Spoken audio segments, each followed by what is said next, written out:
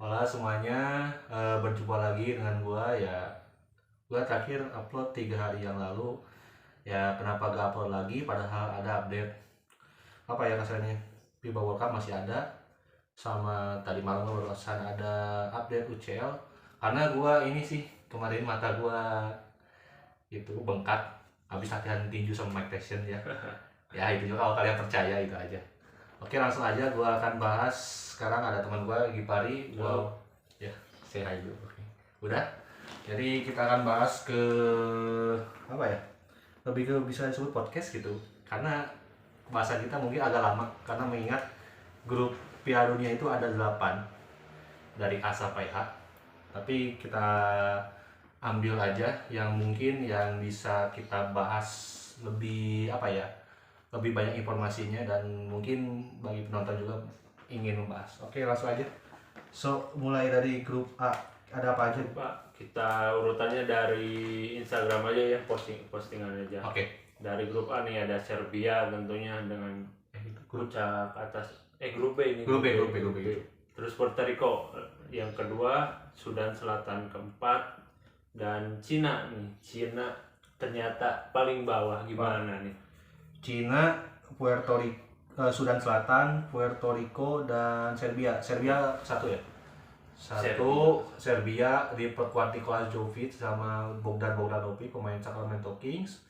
Puerto Rico, jujur gua tahunya Jose Alvarado tapi dia gak main. Serius.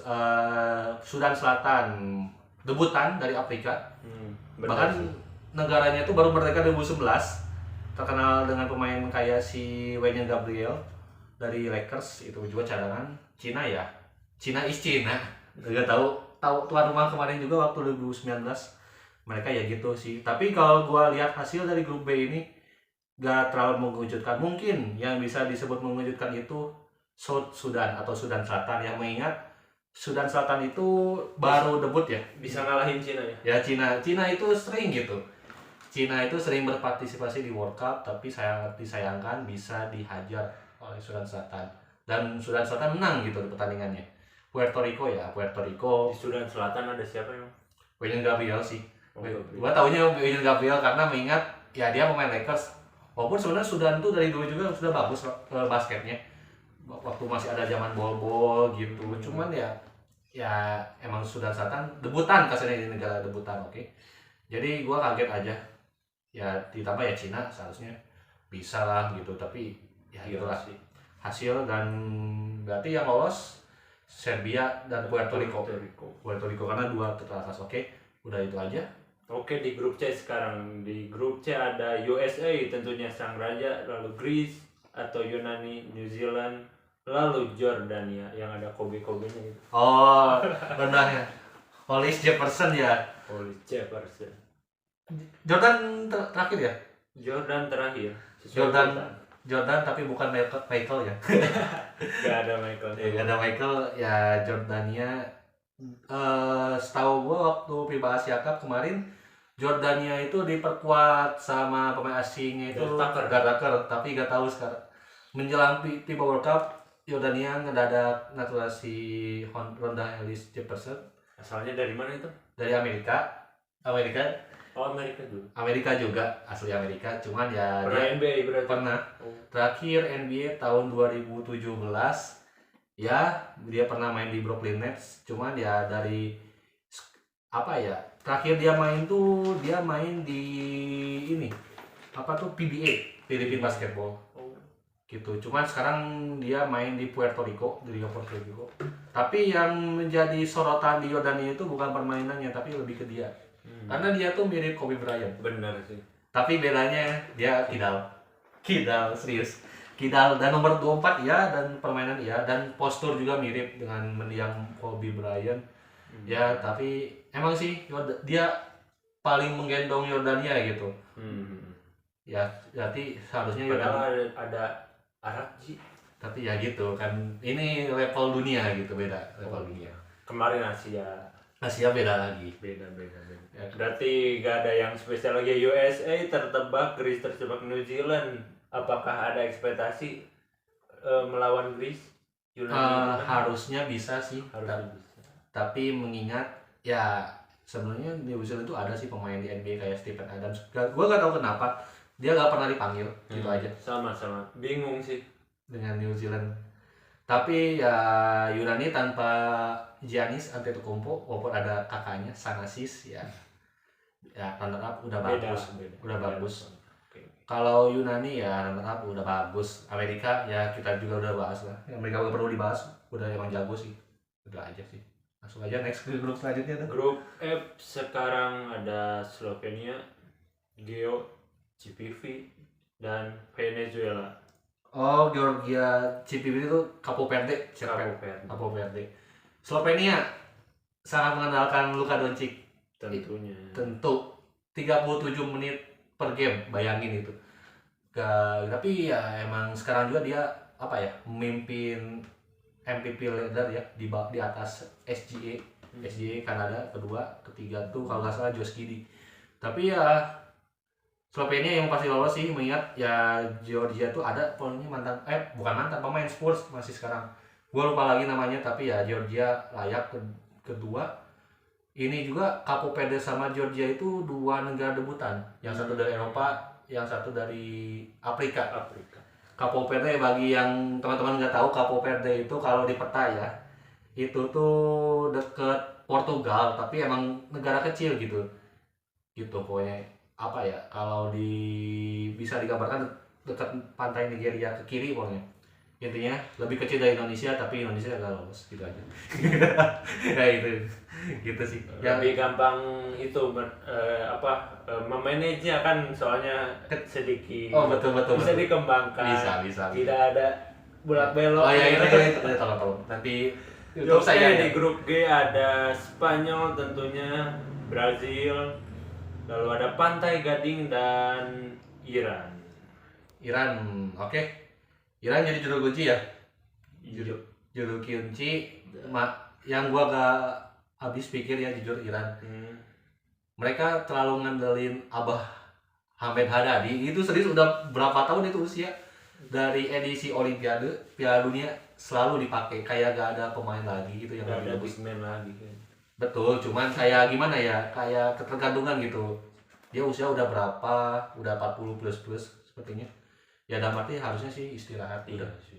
Umur segitu rata-rata udah pensiun sih. Istirahat lah rasanya. Pantai Gading, gua jujur gak tahu siapa pemainnya, cuman sebelum Piala Dunia banyak dirumorkan itu Mobamba, tapi Mobamba ternyata gak jadi untuk yang pemain timnas Pantai Gading. Kedua itu Brazil ya. Brazil itu apa ya, Leandro Barbosa gak tahu main. Kalau jujur gua emang selama Piala Dunia ini gak terlalu merhatiin Brazil, karena apa ya, mungkin ada pemain muda Warriors si Gui Santos, tapi ya emang kurang menarik sih, karena ya Brazil emang bukan Brazil seperti dulu kayak Anderson Parejo gitu atau Leandro Barbosa. Cuman ya Brazil runner up layak sih. Tapi Pantai Gading emang sama Iran lebih unggul kekuatannya. Ya lebih unggul Pantai Gading sih, karena ya itu Iran itu terlalu mengandalkan satu pemain gitu. Okay. Sangat sayangkan gitu, padahal ya seharusnya mulai regenerasi. Untuk Spanyol juara grup ya kita gak kaget, dan juga gak kaget ya. Tidak kaget sama. Walaupun sebenarnya Spanyol itu kehilangan satu garda terbaiknya, yaitu Ricky Rubio. Kasarnya itu roh permainan dari Spanyol, tapi kasarnya gimana ya, selama masih ada Rudy Fernandes, duo Hernan Gomez yaitu Willy dan Juanco, Cruz Misil, tapi ya I think pasti juara tuh pasti, cuman nggak tahu untuk melangkah ke depannya. Dan ada talenta muda Spanyol, Usman Garuba, ya Spanyol masih bisa layak lah untuk juara grup. Ngomong Ricky Rubio itu ada rumor kayak lebih mentingin keluarganya kan. Iya. Jadi pengen quality time. Iya. Betul sih, mengingat ya dia juga sama keluarga agak kurang kan. Ada juga kan berita dia juga kalau misalkan dia trade ke tim misalkan dari Minnesota atau ke Cavs itu harus pindah sekolah dulu anaknya, kayak repot banget gitu. Kayak dia tuh belum bisa tenang gitu dengan keluarga tuh. Ya makanya kan dia kayak ikut juga, bukan karena cedera tapi isu mental health. Ya nggak apa-apa. 2019 udah juara kok, udah bagus kok. Udah gitu aja. Oke, bagian lainnya. Selanjutnya di grup A kita di postingan selanjutnya ada Republik Dominika, Italia, Angola, dan sang tuan rumah Filipina nih. Ekspektasinya itu harusnya minimal keluar fase grup lah, maksudnya posisi 2 lah. Ya. Harapan dari kita selaku penggiat atau yang suka basket, ya walaupun Indonesia tidak, kan ada Filipina dari Asia Tenggara gitu. Aduh, asli gua jujur disappointed banget. Mungkin ya fans fans gila sih, atau fans orang Filipina juga banyak yang kecewa dengan hasil ini, mengingat sebenarnya emang runner-up mungkin bisa lolos sebenarnya Filipina, tapi sangat sayang nggak tahu kenapa. Gua lihat-lihat ya pertandingan Filipina itu terlalu mengandalkan Jordan Clarkson. Oke, gua tahu Jordan Clarkson itu pemain bagus, pernah Six Man of the Year di NBA, cuman sangat sayangkan gitu. Bahkan sampai ada ekspresinya dia di postingan FIBA kayak nangis gitu, kayak kena tekanan banget, kasihan banget, kayak gak ada bisa bantu lagi. Apalagi kan ya selain Jordan Clarkson yang cetak poin Dwight Ramos, udah itu aja. Selain apa, Juan Fajardo udah tua itu. Kayak Soto gimana? Kayak Soto Overrated, serius. Overrated Itu terlalu dibesar-besarkan. Overhype, over apa lagi? Overconfidence. Overstyle. Iya betul, asli. Mengingat jujur ya, emang bagus prospeknya, cuman kayak bentar, maaf dulu nih buat penggemar Kai Soto nih ya. Mungkin ada fanatiknya, sorry to say. ya maksudnya orang Filipina. Iya. Nah kayaknya nanti ya mudah-mudahan orang Filipina gak paham bahasa kita. Bahkan siapa tahu ada militan di Indonesia kan kita nggak tahu. Boleh. Ya jujur saja banyak yang menyebutkan prospek panas di Amerika buat NBA bla bla bla. Tapi kenyataannya serius. Kai Soto juga melihat bermain jelek. Mungkin gua mau menyalahkan ke pelatih sih. Mengingat Coach Reyes ini waktu 2021 juga bisa kalah loh waktu Indonesia juara emas SEA Games di Vietnam. Ya gitu, mungkin ya ini juga jadi pukulan telak, mengingat tuan rumah harusnya bisa menang, bisa lolos lah minimal runner-up. Tapi sayang sekali, aduh, Filipina asli. Seperti negara satunya lagi nanti. Ya gitulah. Oke. Angola, Italia, emang Filipina emang sih di sini plus minusnya kan nggak beda jauh lah, lihat 19, 16, min 12, min 23 nggak beda jauh. Nggak beda jauh. Berarti ada kemungkinan kan Italia, Angola bisa dikalahkan. Bahkan Dominika juga. Yes. Dominika juga sebenarnya gak jauh beda sama Filipina. Ngandelin satu pemain, Karl Anthony Towns, udah itu aja. Walaupun ada sih yang bantu juga. Ya di Filipina juga ada sih bantu Dwight Ramos gitu, cuman ya emang gitu lah kasarnya. Kalau Anda punya tim, punya rekan yang bagus, pasti lebih baik dan lebih enak gitu. Tapi ya Jordan Clarkson nggak punya itu, gitu aja. Berarti emang kepelatihan, manajemen juga penting ya selain dari pemain. Betul. Karena membebankan pada satu orang nggak baik, oke? Gak baik teman-teman. Bantu teman-teman kalian kalau dalam satu tim, oke? Kalau nggak bisa bantu ya udah jangan ini. Seenggaknya jangan ngalangin. Ya gitu aja. Oke, selanjutnya di grup D nih ada Lithuania, Montenegro, MNE. Ya, Montenegro, Egypt atau Mesir, dan Meksiko. Meksiko paling bawah ya udah. Jujur sih gue kaget Meksiko paling bawah, karena Meksiko itu sebenarnya ada beberapa pemain NBA, tapi gak tahu kenapa, gue kayaknya terlalu patokan pemain NBA. Cuman menurut aku Meksiko itu jam terbang di Piala Dunia itu lebih banyak dan lebih sering daripada Mesir gitu. Tapi gak tahu kenapa bisa ada di juru kunci. Mesir ya mengejutkan, bisa mengalahkan Meksiko kalau menurut aku ya pribadi. Montenegro mengandalkan Nikola Vucevic, pemain Chicago Bulls. Runner-up ya layak, karena ya yang peringkat pertama itu Lithuania gitu. Lithuania kan ada Jonas Pansinias, siapa lagi? Domantas Sabonis, gak tau main atau enggak. Cuman aku juga ini jujur grup ini tuh kurang merhatiin, cuman ya kalau dari segi line up dan roster tim emang Lithuania layak untuk juara grup. Ya ini mah kasarnya tinggal pilih siapa yang juara 1, juara 2 ya. Kalau aku sih emang Lithuania, dan emang hasilnya bener kan tebakan aku gitu. Ya Lithuania emang layak juara grup gitu. Berarti Meksiko ini sebenarnya punya kesempatan atau harapan bisa keluar dari babak grup. Enggak sih menurut aku. Enggak juga. Karena emang sulit juga, cuman nggak sampai juru kunci gitu masalahnya. Problemnya itu asli itu gak habis pikir. Oke. Berarti kalau dari Meksiko itu kan benua Amerika, berarti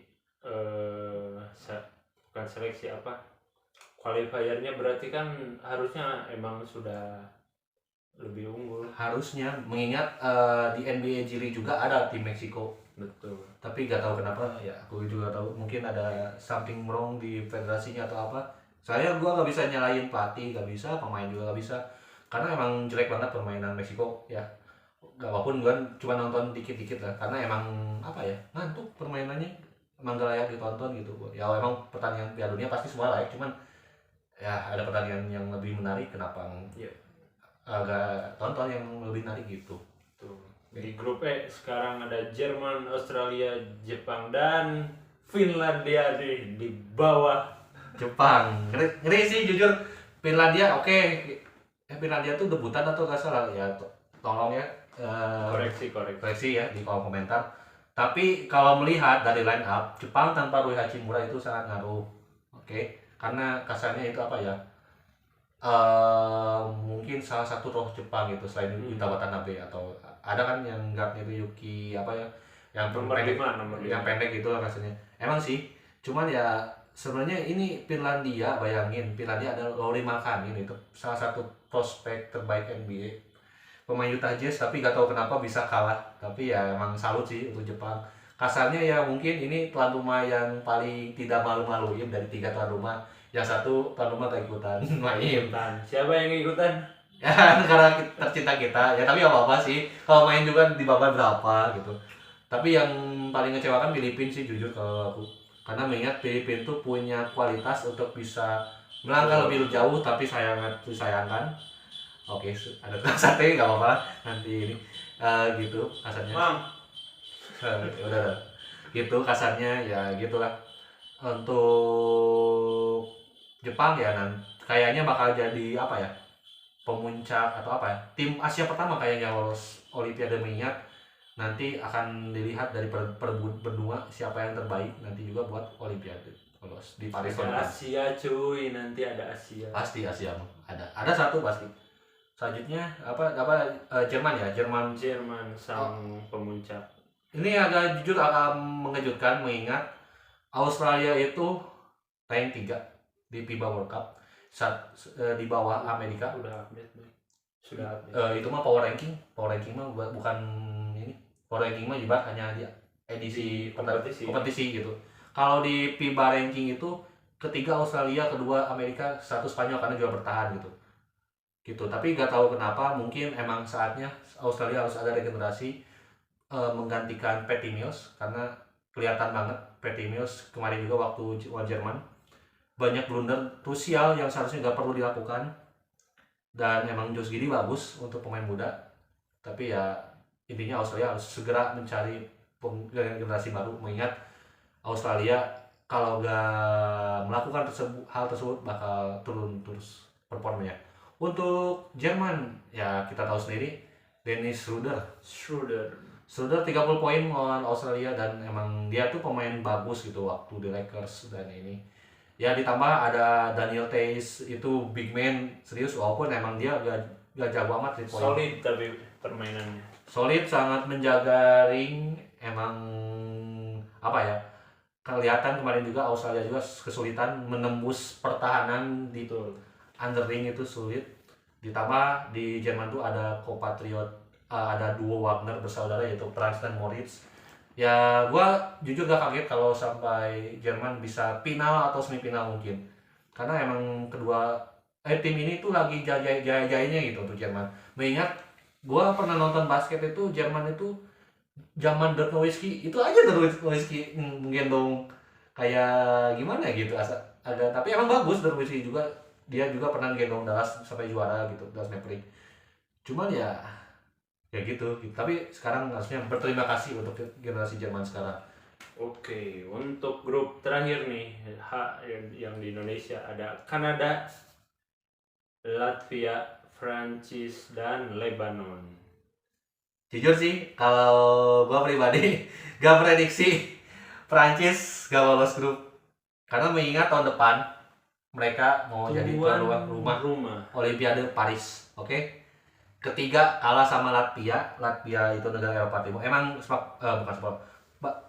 basketnya itu sangat fanatik. Trace-nya pernah Olimpiade emas waktu di Tokyo. Tapi ya sebenarnya harusnya Prancis bisa memenangkan. Di game pertama kalah sama Kanada selisih 30 poin, bayangin itu. Bisa-bisanya. Bahkan Kanada juga belum pernah menang lawan tim Eropa. Sekalinya menang lawan Prancis gitu. Ada Rudy Gobert, ada Nicolas Batum, Betul. Nando De Colo, Evan Fournier. Ya kasarnya pemain Prancis itu lebih solid dan lebih apa ya, untuk individual playernya lebih solid, lebih ngeri gitu dibanding Latvia. Ya lawan Kanada oke, bisa kalah, cuman kalah gak harus 30 poin itu, gila ya asli. Oke, lawan Kanada kalah. Di game kedua penentuan lawan Latvia tanpa Kristaps Porzingis, cuman mengenalkan duo Bertans, tapi Bertans brother gitu, tapi mereka bisa kalah gitu sama Latvia. Walaupun ya kalah 2 poin, tapi kalah ya tetap kalah gitu. Tetap kalah. Cuman ya gitu kasarnya, nggak tahu nih. Ini kalau aku pribadi ya, mungkin yang harus disalahkan ya pelatihnya itu Vincent Collet, mengingat Prancis itu sering dihuni pemain bagus, mulai dari Tony Parker, Boris Diaw. Gak tahu kenapa mereka kesulitan untuk juara. Euro juga gak juara, Olimpiade ya gitu, cuma runner up. Selalu jadi apa ya, langganan runner up gitu, spesialis runner up. Gak tahu kenapa susah juara baik di Eropa maupun di dunia gitu aja. Di dunia Atau emang kurang waktu, kan kata Michael Jordan, aku tidak kalah tapi aku kekurangan waktu. Ayo gimana nih? nggak tahu sih, bisa cuman kalau menurut aku sih skuad Prancis itu gak banyak perubahan gitu. Waktu Olimpiade Tokyo juga itu sebenarnya gak jauh beda, cuman gak tahu kenapa mungkin harusnya chemistry lebih baik loh. Beda dengan Amerika tiap edisi mau Piala Dunia, Olimpiade selalu beda. Lo bayangin. Berarti waktunya di sini tuh persiapan mungkin, Ya. bukan waktu dalam game. Iya, makanya itu kasarnya itu ibarat ini mah lebih ke salah pelatih kalau menurut aku sih. Vincent Collet mungkin harus dipertimbangkan ya.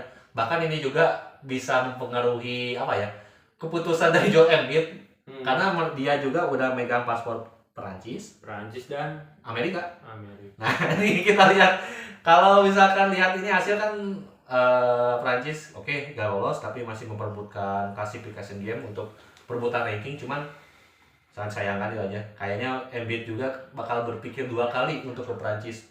Mengingat Paulo Banchero juga waktu itu udah mau komitmen ke Italia, ke Amerika kan ujung-ujungnya. Ya itu aja aku, itu dari pandangan aku sebagai ya pecinta basket biasa gitu maksudnya.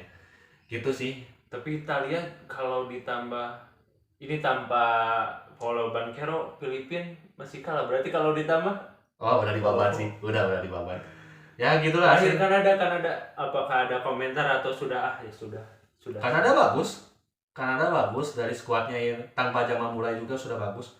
Apalagi pakai Jamal Murray, mungkin kalau aku prediksi Kanada bisa melangkah jauh ke semifinal atau final mungkin, tapi gak tahu juga kan. Kita juga harus lihat hasil undian juga. Walaupun sekarang ronde 2 kan ada apa ya, kasarnya ada grup lagi kan. Grup buat satu grup itu kayak gimana ya, misalkan kayak Kanada itu kan, Kanada dan Latvia kan berdekatan dengan grup Spanyol, Brazil kan. Yep.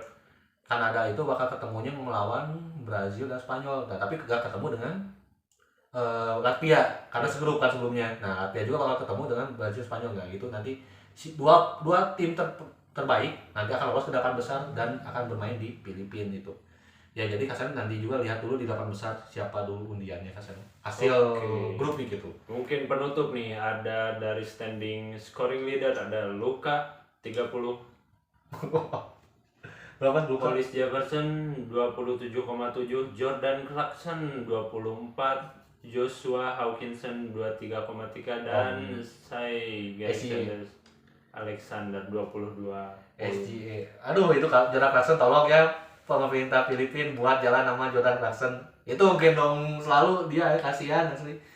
Kayak gimana ya, kalau Slovenia ya Luka Doncic emang ngeri sih. Ditambah dia juga disupport sama Mike Toby sama Zoran Dragic ya difasilitasi bolanya, tinggal eksekusi saja. Emang enak banget kalau punya rekan bagus tuh itu. Itulah pokoknya. Apalagi ada lagi kan kira-kira?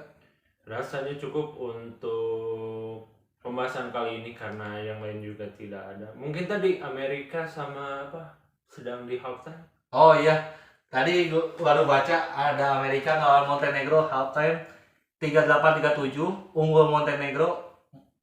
Agak menarik nih. Tapi ini juga kan gak akan langsung gugur Amerika, karena Amerika juga ada satu pertandingan lagi yang harus diperebutkan supaya mengamankan dua terbaik di grup kan. Ada apa? Pokoknya kan A B C D E F G H, nanti ada grup I kayak gitu kan. Itu tuh buat grup lolos lagi gitu. Jadi udah lolos dimasukin grup lagi gitu. Ya menarik kita lihat. Tapi gua sih kalau Amerika menang juga gak kaget. Kalau kalah ya itu baru kaget. Tapi kayaknya sih dengan squad yang ada, diperkuat oleh si Ant-Man itu Anthony Edwards, Austin Reeves, And tapi bisa lolos, bisa menang lawan Montenegro. Ya lihat aja, tinggal menunggu waktu itu aja. Gitu sih. Ada berita apa lagi?